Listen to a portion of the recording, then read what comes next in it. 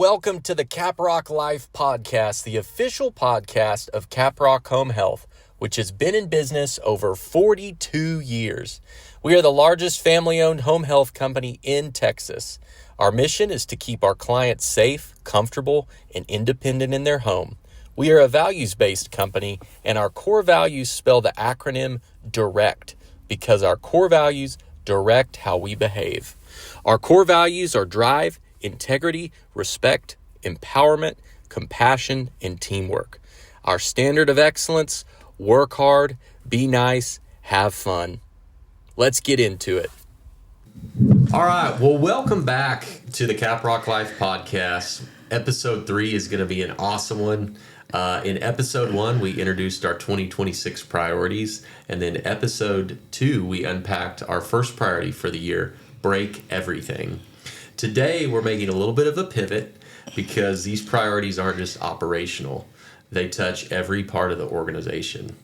So today, I'm excited to welcome someone joining the podcast for the very first time. Yay! Our Chief Financial Officer, Hilary Martinez. I'll give her a big round of applause. Welcome, Hilary. Thank you. Yeah. Yes. So glad to have you here. I'm excited to be here. I think it's nice to be a well-rounded podcast, right? That's right, yeah.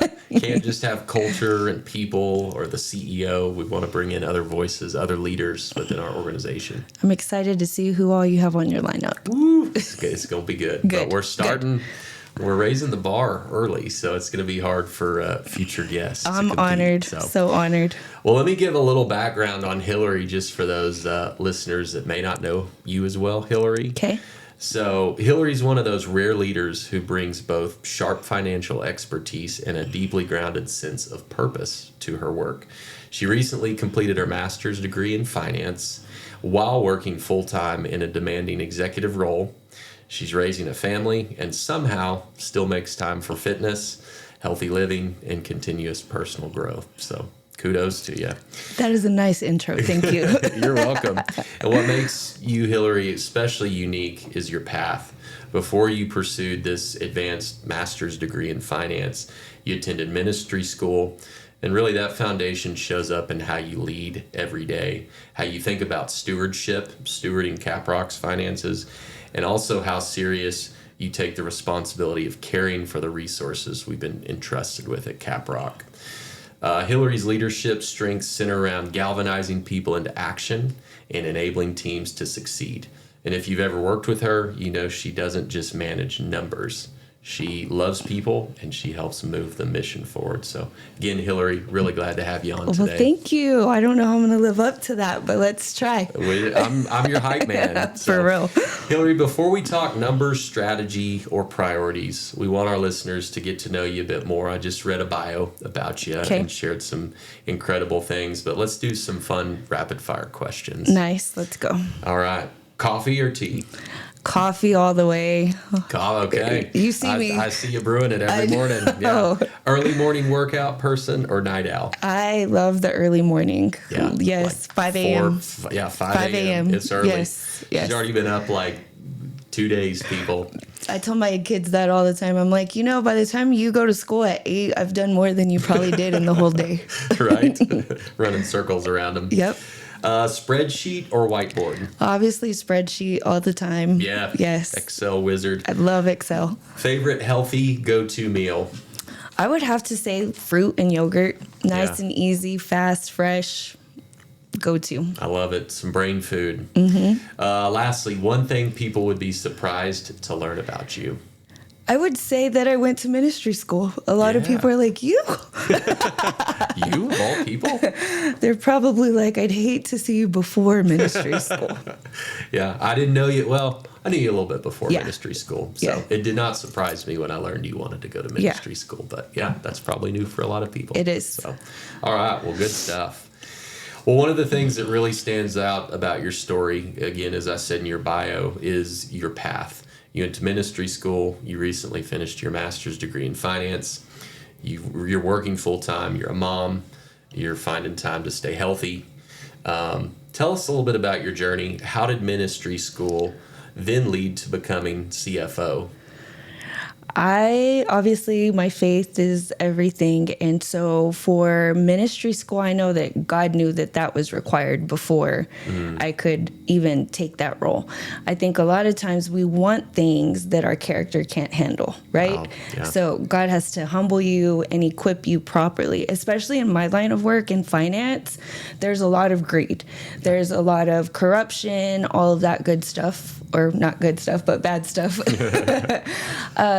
So I know that God aligned that for me, for my path, because a lot of the leadership stuff that I listen to, it's kind of, it's not crazy, but I'm just like, hey, that's in the Bible. Like, a lot of stuff is biblical principles that these leadership gurus have almost like taken and they just modernized it or made it for the world. So for me, I think it was necessary, and I'm so glad that I did that, because again, I don't know if my character then would have been able to handle, because you are entrusted with a lot of things, a lot of information. You have a lot of input and decisions that are being made. And so if your foundation isn't strong and you don't have the proper moral or ethics, you can really hurt yourself, hurt your company, and hurt others. Wow. So I truly believe that it was a must for my journey. Yeah. Maybe they'll make that a prerequisite in the tech finance program moving forward as a ministry school completion. We need to make sure. Yes. Yeah. Well, you kind of hit on it a little bit already, I think, but you clearly value lifelong learning. What do you think drives that in you? The fact that you know that this world is ever changing, there is so much stuff that we don't know. So for anyone to kind of remain stagnant or to feel like they will always know it, how could you, right? Like, one of the biggest things that I've learned, right, is that wisdom doesn't change, right? But knowledge does. So wisdom, what I believe comes from God, and that doesn't change. His word is always true. But knowledge changes. Whenever I was in school, Pluto was a planet. What happened to that bad boy? They're not teaching that. Yeah. So for you to stay stuck on the knowledge that you learned 5 years ago, I think you're doing yourself an injustice. And so that's really what drives me. Yeah. Wow. That's powerful. I like that distinction too between wisdom and knowledge. Yeah. Yeah. Well, with all the places you could work, you're a very talented lady. Why Caprock? Caprock I love the people that I work with, number one. And that to me is big. Yeah. What money doesn't drive me. And I think when I think of wealth, I don't just think of finances. I think of relations, spiritual, mental, all of the things. And so I really enjoy the people that I work with. We may not all get along all the time, but that's like what family is. But I know that everyone that I worked with, they genuinely have a good heart. And so to me, that's really hard to find. In the culture that we're creating, that's more important. And I believe if we all come together, like, eventually it's going to be the best that it can be. So that's really what drives me here, on top of the biggest thing is what we provide for people. Yeah. We actually provide a service. We're helping them. We're trying to improve the quality of life.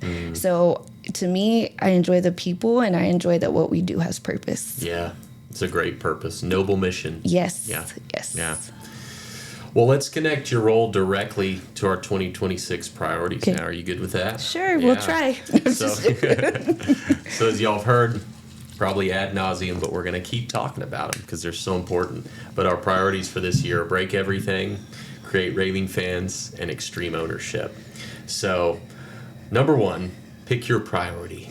Of those three priorities, Hilary, which one are you personally most excited about for you and the accounting team this year, and why? So my team has done a lot of work over the past few years. We've kind of already been breaking everything. We've really taken extreme ownership.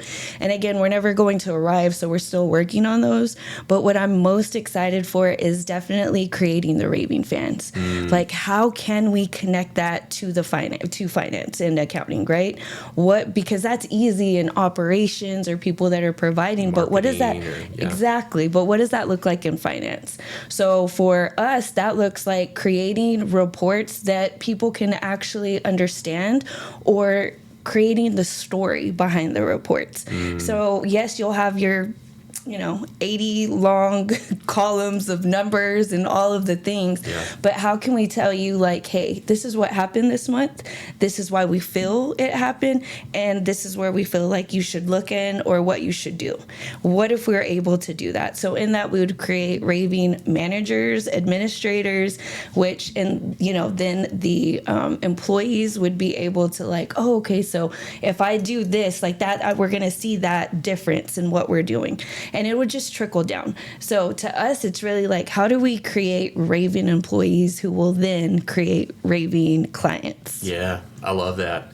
And it's cool, you've talked about it before, but using the numbers to tell a story. So y'all can be, what a cool reframe of accounting when you think of, well, it's just numbers. But right. You can tell stories through numbers and connect our people personally to those numbers. Exactly. So just saying, hey, we think this is going on. Can you look at this? Like, oh, wow, I did not know that we were just buying office supplies every month because that's just what we did. Like, we didn't even need it. We were just stockpiling it.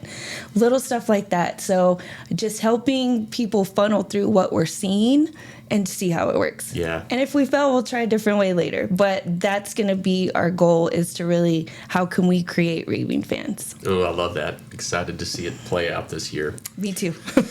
Well, you've talked before about stewarding resources well, which I think is so cool, so powerful. But how does financial stewardship help us serve clients and support our employees better?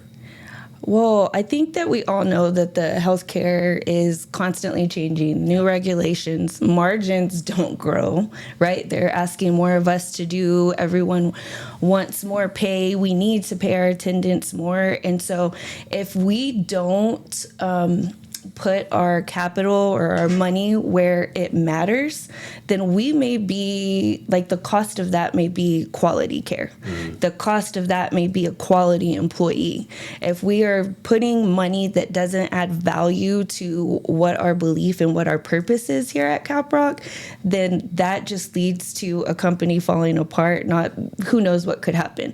So in my opinion, that's kind of the purpose. Yeah. Yeah, it's a virtuous cycle because we obviously as a company have to make money, but we use that money for good. It's a lever to reinvest in our people, and the wheel just keeps on turning. Exactly. If we have more margin because we're stewarding our expenses wisely, or hey, we gave up whatever that is for your department or whatever that looks like, but now we get to invest in someone's pay, their quality of life, not just in a one-time bonus, but throughout the entire year. Yeah, love that. Financial stewardship. Very cool. Well, sometimes people think finance is just about controlling budgets or saying no.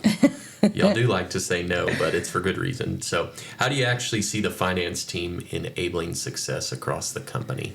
Again, same thing, is just making the numbers to where people can understand them, right? They're like, you're telling us we're losing money or that we did this well, but like how? Where did it come from, right? Yeah. Hey, because usually that bottom line that you see, it's not just one thing happen. There's so much. Your revenue is good. Your expenses were great, or you overspent here. But again, just helping people understand what we're seeing rather than here's your reports. Have a nice day. Yeah. So I think that's where it enables managers to go and be like, hey, we need to really look at, we're doing the underutilized hours or our overtime expense or whatever that looks like. It allows them to actually just go focus on one thing rather than trying to figure it out. Let's save them time and tell them, hey, look at these things and let's start there. Yeah. If we see a difference, then we'll handle the next three, whatever that looks like. I love that. So, instead of the shotgun approach or just kind of shooting in the dark, y'all are giving them some clear guidance and direction. Exactly. Yeah. Exactly. Well, and we're further along than we've ever been as far as financial transparency and accountability. And we say it a lot around here that clear is kind. And that's one area for a long time that people have not known the story behind the numbers. Yes. So now that we're getting to understand that and see it, man, it's kind, and it helps people better grasp where we're going, why we're doing what we're doing. It kind of follows the extreme ownership. Like, how can you ask someone to be an extreme owner of what they don't know? Yeah, right. Yeah, very fair. Yes. Well, let's talking about ownership here. What's one thing every employee should understand about how their daily decisions impact the financial health of Caprock? I think it's that same thing that actually they have a responsibility to act as an owner, and maybe their decisions or their indecision to help make something better is going to negatively or could negatively impact the entire company. Our people who are doing the day-to-day work, they're closest to processes and procedures. So they know if something can or cannot be improved. So if something seems too hard and they're not stepping in and saying anything, how could we ever know? And what if that one thing could shave off 4 hours of your day and would allow you to be more efficient in another process? Maybe it's like doing more. So I think it's just their indecision is what's really important, to not say, hey, I think there's a better way. And I think that that's something that we all need to learn, is that we all have a say-so. Like, that's the break everything. That means everybody's responsible now. Yeah. It doesn't mean breaking our integrity or our morals or our mission, but it means that we protect outcomes and people and not processes. Yeah. Right? Hey, just ask questions. Can this be done better? Think big. I love that. Wow. Okay. Yeah, I love that idea of everyone thinking like an owner. Yes. That changes the mentality. That changes how you show up every day and do your job. And for everyone listening, that just means your role matters. It's critical to Caprock.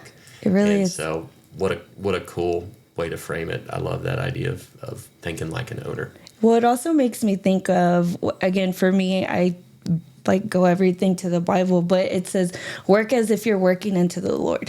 How would you show up if it was God's job, right? Wow. Yeah. Not even mine. Like, what if I was working for God? So I enjoy presentation and just, like I said, being that owner and taking care of it as if it was for yourself or for God. Yeah. Wow. Well, we're almost wrapped. I feel like we could mic drop after that, but a few more little questions. Your working geniuses are galvanizing and enablement, meaning you love helping people move ideas into action and then equipping them to succeed. So, Hilary, how does that show up in how you lead your team? Well, I adore my team, and I never knew that I really had that until, we identified it with Working Genius. You just kind of feel like you have certain things, that little knacks or whatever, but I really can get a group of people going on something. Yeah. What I love about my team is they are right behind me. I can, get them all pumped or something. And so I had to tell them hey, I know that I really persuaded you and got you out, but if I'm taking you down a cliff, I give you the enablement and the opportunity to speak up and stop us from doing it. Yeah. So I think that sometimes, I think I mentioned this to you before, but this guy, when he was asking a friend, hey, how would you describe me? He was the man of little doubt. And he was I took that, I'm never wrong. He was no, even when you're wrong, you're little, there's no doubt in your head. So I'm kind of the same way.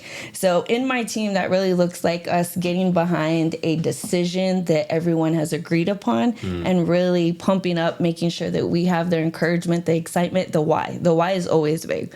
Carlos will tell you whenever I came here, that's all I would. I'm well, why? Why? Well, why do we? My manager could not stand me because I needed to know why. And then enabling them, letting them know, I think a part of building the best processes and things like that is not building it around people, but building it around a functionality that would work even if I was gone. So me enabling them is not me having to do everything, but hey, you have the authority and the skills to get this done. So don't depend on me if you need help. I'm here, but this is your responsibility. Yeah. So I'm pretty sure, hopefully my team would agree with me on that's how it works. I believe it, and I can see it. You've got a very cohesive team, a strong team. Yes. And it's cool to see galvanizing and enablement. Those are my two geniuses as well. And what's cool, the pairing for that is the enthusiastic encourager. And I feel like that's you to a T, pumping your team up. And you've also got people around you that bring the other components of the working genius, the tenacity and to push those things across the finish line. We would just be cheerleaders getting nothing done. Well, closing question for you. If you could give one message to every Caprock team member about stewardship, ownership, or even just growth in 2026, what would it be? It would be that if you want to grow, that we all have to quit thinking as employees and that we all must start thinking as owners. Wow. Owners, they don't waste resources, they solve problems, and they improve systems. So overall, like, stewardship is your responsibility. Ownership is your action, and then growth would be your reward. Yeah. Wow. That's mic drop worthy right there. Yeah. I won't make you say it again. Good, because I don't remember. Well, that's powerful. Think like an owner, I think, is for me, a huge takeaway. I think even about, like, if you've owned versus leased a car, rented a house versus owned it, you treat it different. The ownership mentality is huge. When you have to, like, really work for something, right? Yeah.